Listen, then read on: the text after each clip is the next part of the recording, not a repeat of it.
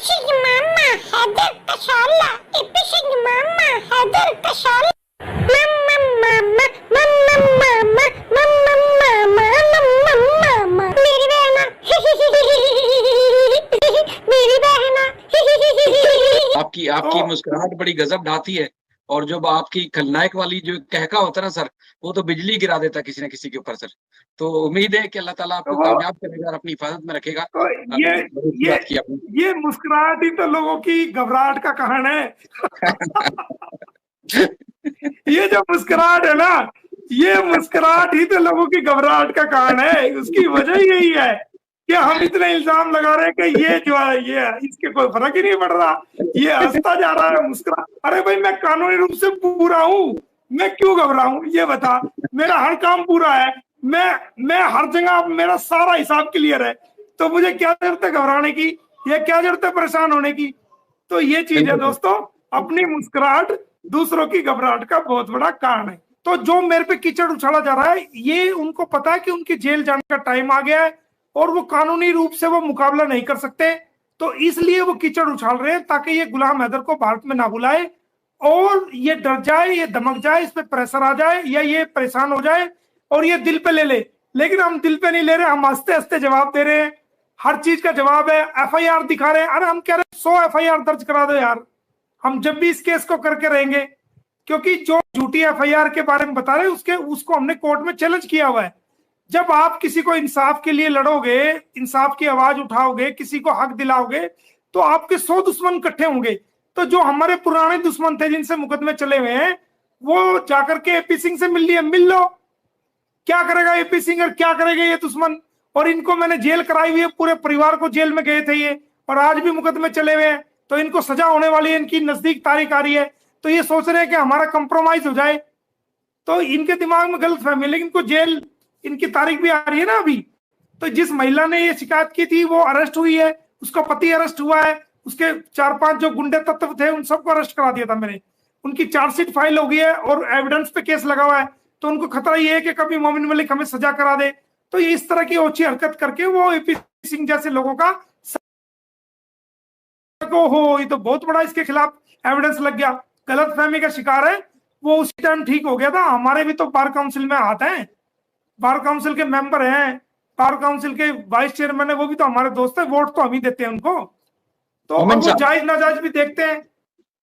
मोमिन साहब सर, एक बात असल में एतराज ये है कि एक मुलजमा जिसके खिलाफ आप केस फाइल कर रहे हैं, केस फाइट कर रहे हैं, वो मुलजमा आपको एक्सपोज करे, क्या कानून कहीं ऐसी इजाजत देता है? कहीं वो ये दावा कर रही है जी हम एक्सपोज कर रहे हैं?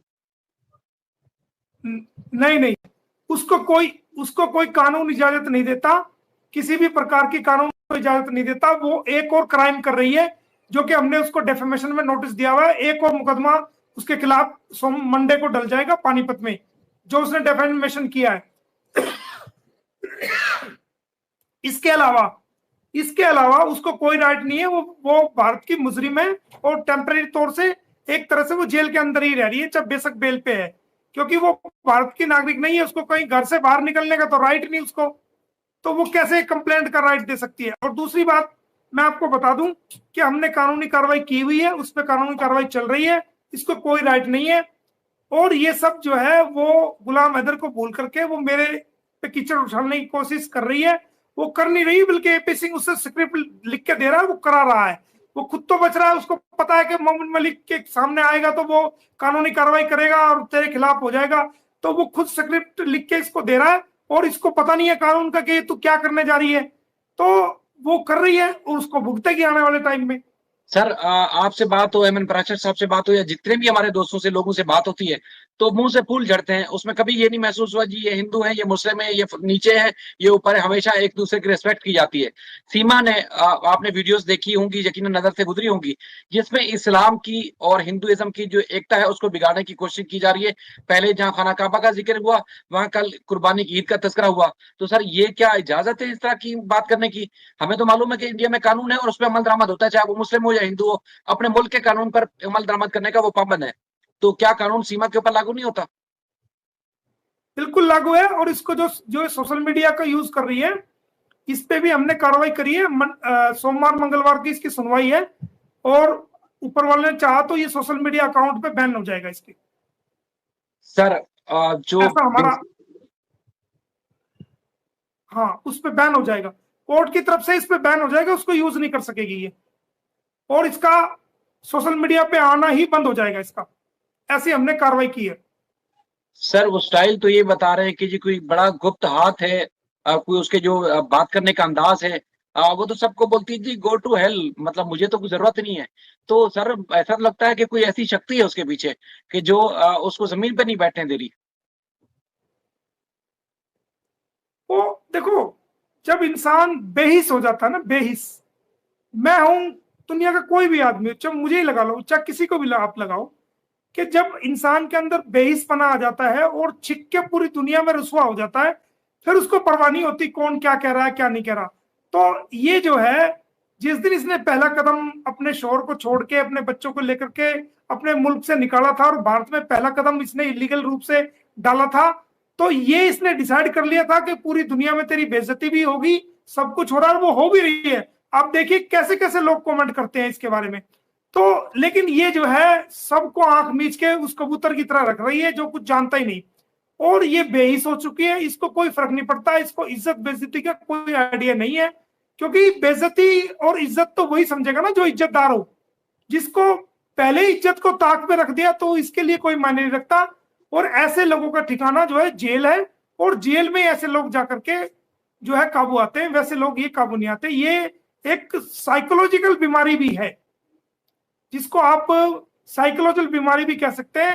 एक मानसिक जो है ना, वो एक साइकोलॉजिकल होता है, जिसके अंदर साइको उसकी बढ़ जाती है और वो उसको कुछ पता नहीं होता, और वो उसी लाइन पे काम करता है। ये आप पढ़ना, कहीं चैप्टर मिलेगा, हमारे वकालत में ही पढ़ा जाता था कि जो क्रिमिनल लोग होते हैं उनकी क्रिमिनोलॉजी जो है वो अलग अलग होती है, उनकी साइको, उनका जो दिमाग का सोचने का नजरिया जो जिस लाइन की तरफ चलता है वो उस लाइन का ही क्राइम के रूप में साइको हो जाता है। वो कितनी बार क्राइम कर ले उसको कोई पछतावा नहीं होता, कोई इज्जत बेइज्जती का नहीं होता, लेकिन जब वो जेल जाता है उसको बंद पिंजरे में कर दिया जाता है, फिर उसकी समझ में आती है।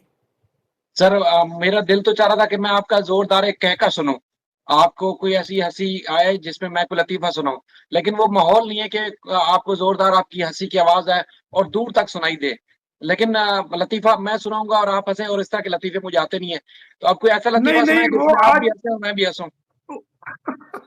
वो आज आई तो है, वो उसने स्पेशल एक वीडियो बनाया है, और बना करके वो अपनी किसी भाभी है, उसकी बहन है, मुझे नहीं पता बेचारी कौन है, उसके साथ एक और लड़की उसके साथ थी, अपने पीछे खड़ी हुई थी, और उसको 2 मिनट का शॉट डाला उसने हंसी का, और वो लगाया है। चलो मैंने कहा हमने तो रोते हुए लोगों को हंसी दिलवाई है, तू भी हंस पड़ी तो क्या हो गया, हंस ले जितने हंस रही है, फिर तो तुझे जेल ही जाना है। और मैंने कहा तुझे जेल पूछवा के भी मैं तेरी हैदर से मुलाकात कराऊंगा जेल में, चिंता मत कर, हैदर को लेके आऊंगा तेरे से मिलाने के लिए जेल के अंदर ही। वहां तो क्यों, बीवी तो तू उसी की है, कोर्ट ने करार दे देना है कि ये गुलाम हैदर की बीवी है, और इधर से सजा हो जाएगी, तो फिर बेचारा हैदर ही तेरे से मिलने आएगा, और तो आएगा नहीं, क्योंकि सचिन को तो कोर्ट ऑर्डर होने के बाद जेल अथॉरिटी मिलने नहीं देगी, क्योंकि कोर्ट का ऑर्डर आ जाएगा ये इसका पति नहीं है। तो फिर कौन आएगा, फिर तो गुलाम हैदर ही आएगा ना मिलने के लिए जेल में, या उसके बच्चे आएंगे उसके साथ इससे जेल में मिलने के लिए, क्योंकि फिर वो जब इसको 5 साल की जेल होगी और सचिन जो है ये डिक्लेयर कर दिया जाएगा कि सचिन इसका कुछ नहीं लगता, इलीगल है, तो इसको इधर से जेल हो जाएगी इसको, और बच्चे गुलाम हैदर ले जाएगा। तो जब ये 5 साल तक जेल में रहेगी तो गुलाम हैदर वीजा लेके बच्चों के साथ इससे जेल में मिलने आया करेगा।